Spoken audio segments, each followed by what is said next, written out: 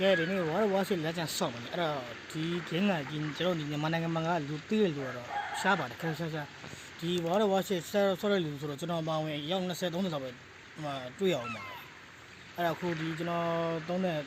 ခုလက်ရှိကောင်းနေတဲ့ပတရှိက AIP ဟာရုံနာလေဒီဟာကောင်းဒီနေ့မနေ့ကဒီဝါရှိလက်ချန်နဲ့ဒီအခက်ကြီး Velocity event နဲ့ call လုပ်ပြီးတော့ထွက်လာတာဟုတ်ကဲ့ဟောဒီမှာဒီ anime ကတော့သိရလို့ခက်ရှားအဖက်ကြီး Velocity လို့ခေါ်တာဒီ anime ကို2013မှာစပြီးတော့ကျွန်တော်တို့ကြိုက်တယ်ဘာလို့အဲ့ထဲမှာဒီဟိုလို့တဲ့ဘာလဲဆိုတော့ဝါရှိကိုသူကဟိုလုပ်ပြီးရိုက်ထားတယ်ဒီထဲမှာပါတဲ့ user တွေကသူကလူသားတွေမဟုတ်စိတ်ဟုတ်တယ်အဲ့တော့ဒီမှာက AIP Kirishima ပါမယ်ဟာရူနာပါမယ်အာတာကိုကဒီရောင်းချက်ပါမယ်ဒါကဟာရူနာမှာခမန်တာပါမယ် Kirishima လည်းခမန်တာပဲဒါထာကာကိုလည်းခမန်တာပဲဒါဂွန်ဇိုအီရိုနာဆိုတော့မဆိုပါဘူးဒါကနောက်ထပ်တစ်တော့ဒါ AIP Musashi ဒါက AIP Haguro AIP Napchi ဒါယာမာတိုရဲ့ဟိုရောင်းချတာဒီကတော့ပတ်စံမေးပြီးဖောက်တာဒီမှာကယာမာတိုရဲ့ခမန်တာ Musashi ရဲ့ခမန်တာ Nachi ရဲ့ခမန်တာ Haguro ရဲ့ခမန်တာဒီဖက်ကြီး Velocity anime ကြီးရလို့တော့သိပါတယ်သူတို့ကဘာလဲဆိုတာဒါကကုနေတာဘုံဖောက်တခါဖောက်တော့2000ဆိုတော့တော့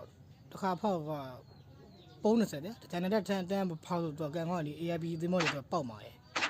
ဒါကလည်းပတ်စံပြီးဖောက်တာဒီမော်လန်ချက်နဲ့ PUBG လိုပဲဥမာမော်လန်ချက်နဲ့ဥမာ event လာတဲ့ထိုင်းပါတော့လေဟိုကလိုချင်နေဆိုဒိုင်းမုတ်ကပြီးဖောက်တာ PUBG တဲ့လည်းဟိုတနက်ဘာညာဖောက်ချင်တဲ့ဒီ UC ဝယ်ပြီးဖောက်သူကလည်းအဲ့လိုပဲပတ်စံပြီးဖောက်တာအဲ့တော့ဒီမှာကကွိုင်းရှိမယ်လေကွိုင်းကသူကနာမည်ငွေဘယ်လောက်ပါလဲနေခါအော်ဒီမှာတန်းဒါတိတ်မဟုတ်တယ်ဒီမှာသူကနာမည်ငွေ3သိန်း1000ကျော်ဆိုသူကကွိုင်းက4000နဲ့မှ9000နဲ့ဒါနောက်ဆုံးမှသူကဘန်ကက်နဲ့ဝယ်ရတာအဲ့တော့ကျွန်တော်မှကဘန်ကက်ကမရှိဘူးအဲ့တော့ game လေးစမယ်နော်အဲ့ကျွန်တော်ဒီ AIP ဟာရုံနာကျွန်တော်လကားကန်ကောင်းပြီးထပေါက်တယ်အဲ့တော့ AIP ဟာရုံနာမိုက်ပါတယ်ကျွန်တော်ဒီဝါရဝါရှိလက်ချမ်းမဆော့ခင်ကအရှိမှာကဝါရဝါရှိ Blazer ရှိရကြအဲ့ကောင်ဆော့ခင်ပဲတိတ်မချမ်း Blazer ကကျတော့ graphic ကကောင်းအောင်ဆိုတော့ကောင်းတယ်ဒါပေမဲ့လက်ချမ်းတော့တိတ်မကောင်းဘူးဒီဝါတော့ဝါ game နဲ့ထုတ်တာက game နဲ့ရှိရကြဝါတော့ play တော့ဝါတော့10တော့ဝါတော့ဝါရှိတော့ဒီဝါတော့ဝါရှိက PC version ဒီဝါတော့ဝါရှိလက်ချမ်းကအစကသူက PS4 နဲ့ Xbox မှာထွက်တယ်ကြ PS4 Xbox ဘာရှိလို့မ PS4 Xbox မှာစပြီးသူကချတယ်လေ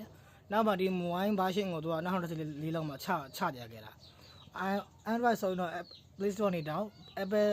သမားတွေ Apple Store နေတောင်းဒီဝါရဝါရှိလက်ချမ်းကို2026မှာဆို PC ပေါ်မှာစတင်ပြီးတော့ဟိုတရားဝင်ဟိုလောက်တယ်လေအဲ့တော့ PC သမားတွေကတော့ Steam ကနေပြီး free to play ဟို Steam ကနေပြီး level down အောင်မယ်ဘာမှပတ်စံပေးစံမလိုဘူးလေ free to play အဲ့တော့ကျွန်တော်ကဒီဝါရဝါရှိလက်ချမ်းကိုဘယ်ဟာနဲ့ဆော့တာအစင်းလေးဆိုတော့ကျွန်တော် mobile နဲ့ပဲဆော့မှာဘာလို့ဆိုတော့ဒီကျွန်တော်ဒီမြန်မာနိုင်ငံရဲ့မီးရတိတ်မမှန်ဘူးလေတချို့နေရာကျမီးရတိပါရတချို့နေရာတိပါမရဘူးအဲ့တော့ကျွန်တော်ဒါစနေတဲ့ mobile နဲ့ပဲဆော့မှာဒါပေမဲ့ mobile graphic ကတက် PS4 နဲ့ PS4 Xbox နဲ့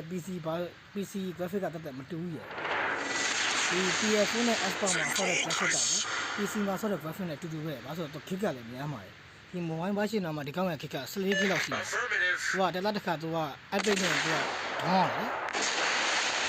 သူကတလားတစ်ခါ update နဲ့သူကဟိုလောက်ကိုဒေါင်းရတာ2 GB လောက်ကိုဒေါင်းရတာကျွန်တော်ဖုန်းကတိတ်မဆောင်း60 GB ရှိတာဆိုအခုလက်ရှိကတော့ဒီကောင်းကိုကျွန်တော်ဒီ noise blue နဲ့ဆော့နေတာစင်ပြီလားဆိုတော့ဒီပါတယ်ဒီ graphic ကိုအနည်းနဲ့ထားတာဒီ noise blue အောက်ကကောင်လေးကျွန်တော်စမ်းလို့ဆော့လို့မရဘူးဂိမ်းကထဲလို့မရဘူးရေဟုတ်ပြီစတယ်ဒါဒီနေ့ဘာလို့ဒီလိုလဲအဲ့တော့ကျွန်တော်အင်္ဂလိပ်စာသိမကျွမ်းအနီမေကခုံကိုပါမယ်ခုံကိုကလည်းရပထမဆုံးပတက်ရှိတဲ့သေးပဲအဲ့တော့ကျွန်တော်ဘက်ကမေကန်ဘက်က new web ပါမယ်နောက်ပြီးတော့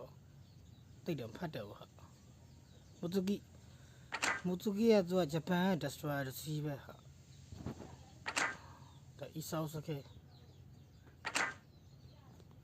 စမ်း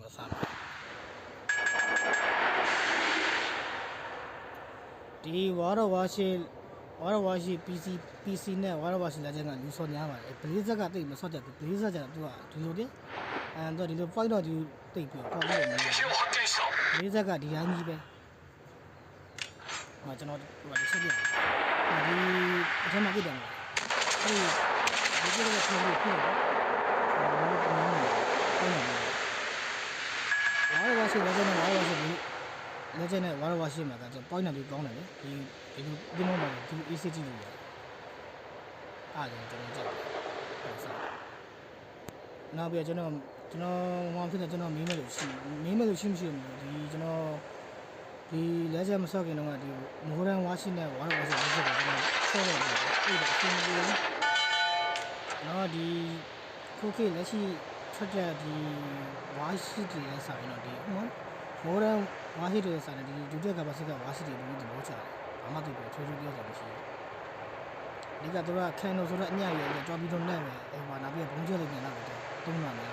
ဒီဘက်ခေတ်ကျမှနည်းရဲ့မေဆန်းနဲ့အဆုံးပြန်ပြောတာဒါပေမဲ့ဒီဘက်ခေတ်တဲ့တင်မောတွေကောင်းတော့ကောင်းတယ်အဓိကဒုတိယကဘာစစ်ကတွေတင်မောတွေဆိုင်တော့ဘာမဖြစ်အမိုးရပြီအားနေတယ်အချက်တော့တက်ဖြစ်တယ် I need support. Retreat now. အဲ့တော့ကျွန်တော်ကဒီ game ကိုခုမှဒီ YouTube မှာစပြီးတင်တာပထမဆုံးဗီဒီယိုပဲကျွန်တော် TikTok မှာလည်းတင်တယ် TikTok က game လေးတော့ပဲတင်တာတခြားတော့ edit တော့ပဲတင်တာ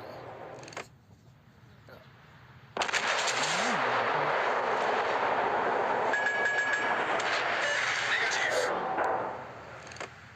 အဲ့ဒီဒါကတော့ကြောက်နေတာခေါ်တော့မှဒီကောင်နဲ့စိတ်နှောက်ရက်ပြီးတယ်ညံလဲညံပြီးတော့ဆောင်းတယ်ဆောင်းတော့ပြီးတော့မှာ 敵艦に攻撃を集中せよ。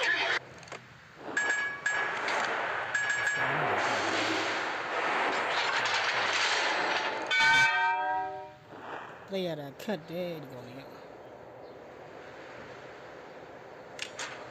လာပြီးတော့လေးနေ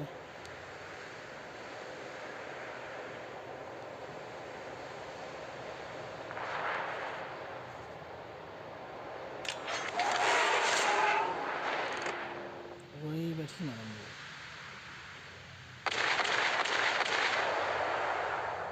ဒီဆောင်မှာဖြစ်တယ်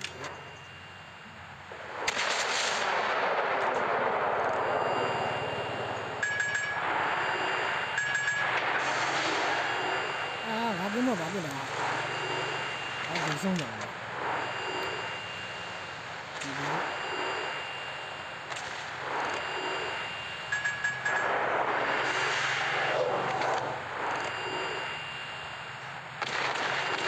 ာမင်းတော့ဆောပြီးဒီဘေးကြီးစီတယ်မှာတော့ဒီတော့လည်းဟုတ်တယ်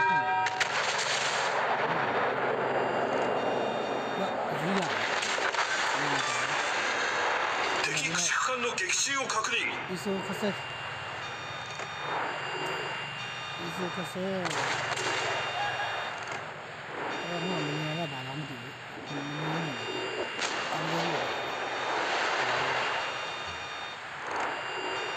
야니 디마 이소 카세 가잖아 優先攻撃目標を指定する。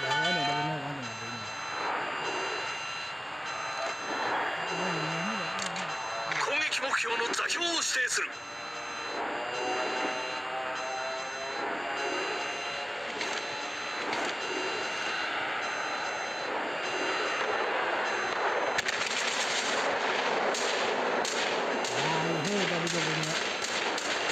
Retreat now. Support the allied target.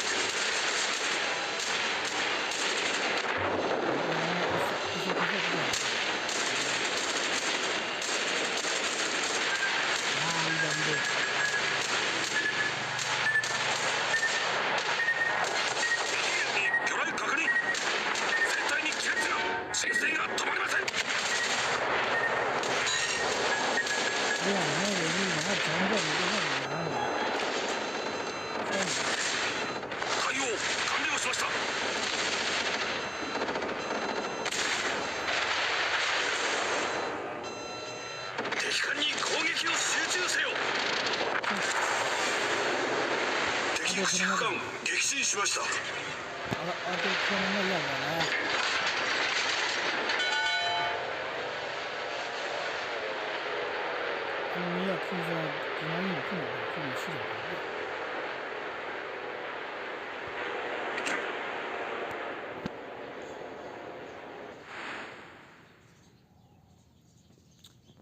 아니 미야 콩 올래 뛰어야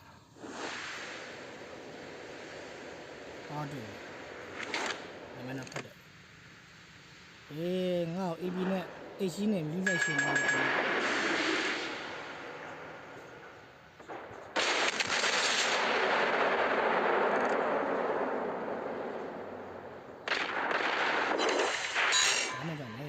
အဓိကလေကောင်သွားကြတယ်အားလုံးဒီလို Nations retreat.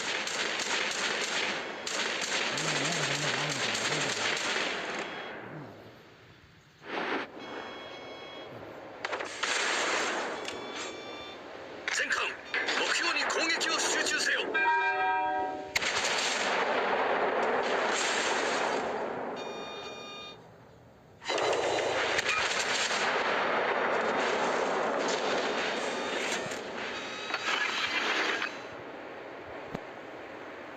အဲ့ဒီကောင်ဝိုင်းတဲ့ဟေး全艦援護射撃を求む。အဓိကဒီကောင်ကဒီအလဲနေရာတော့ပြင်နိုင်မဆိုဒါပေမဲ့ကအီဖယ်နေတယ်အဲ့ဒါကဒီစင်ကြီးတော့ဒီလိုမှလဲရလာကြည့်တော့ဘေးဆောင်မှာဆင်းနေတယ်တော့နေကောက်စားလို့ကောက်စားမှု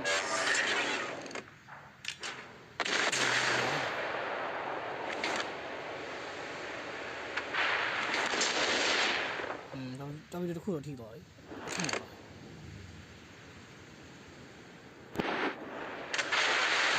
အနီးတက်လည်းဟိုပြင်မှာလေဒီကောင်ကခူးဆိုတော့တော်ပြီလို့ပြောကျွန်တော်ပတ်မှာကျွန်တော်ပြေးရခွာရလို့ရှိတယ်တပေါင်းဝဲကျော်လို့ရှိတယ်အဆင်မပြေဘူးအမေအဝေးနေတာဘေးဆောင်မှာဘာလို့ဆို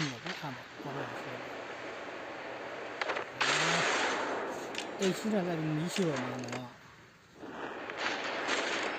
ရဲလို့ဆောင်းကြည့်ကြည့်ဒီလိုဆောင်းမှာတယ်လို့ပြောတယ်ဒါမှမဟုတ်မရှိဘူး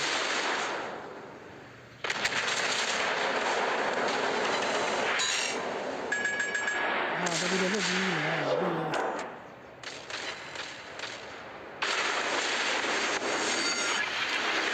警告戦場に火災を確認。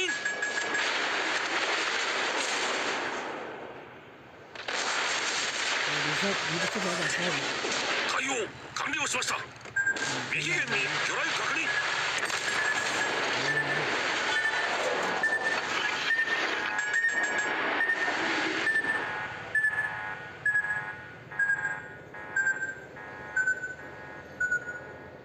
Attention, reporting the target position.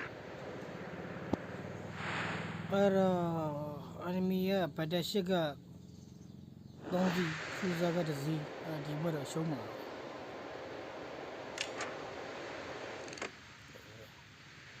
ဟုတ်တယ်ဝတ်ကြရဲဆိုတာဒီဘောလည်းပြော戦闘終了まで残り5分です。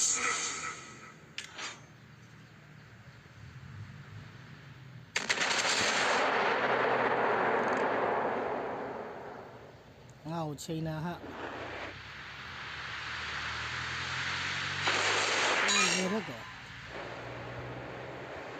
全艦優先攻撃目標を指定する。戦艦発見。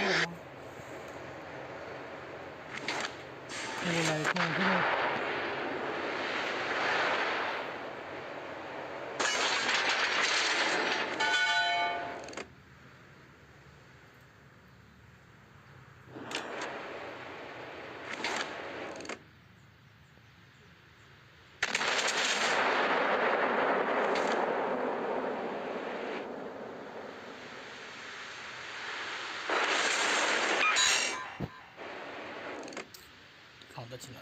动不了，空关号不了。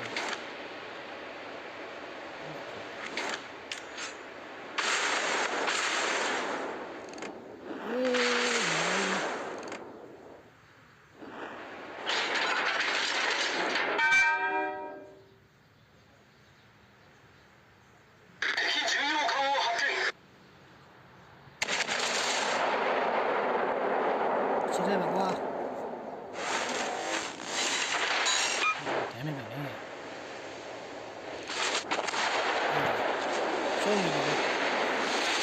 飛軍が優勢になりました。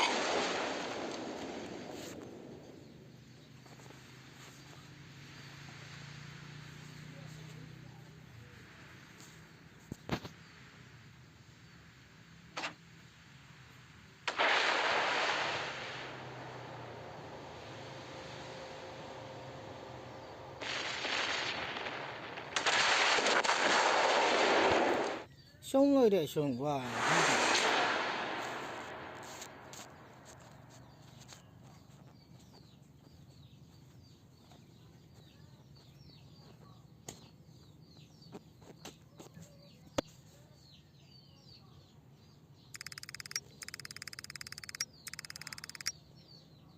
အဲ့တော့ဒီနေ့ game လေးရတဲ့လောက်ပဲတည်းနောက်နေ့အားတော့တင်ပါပါ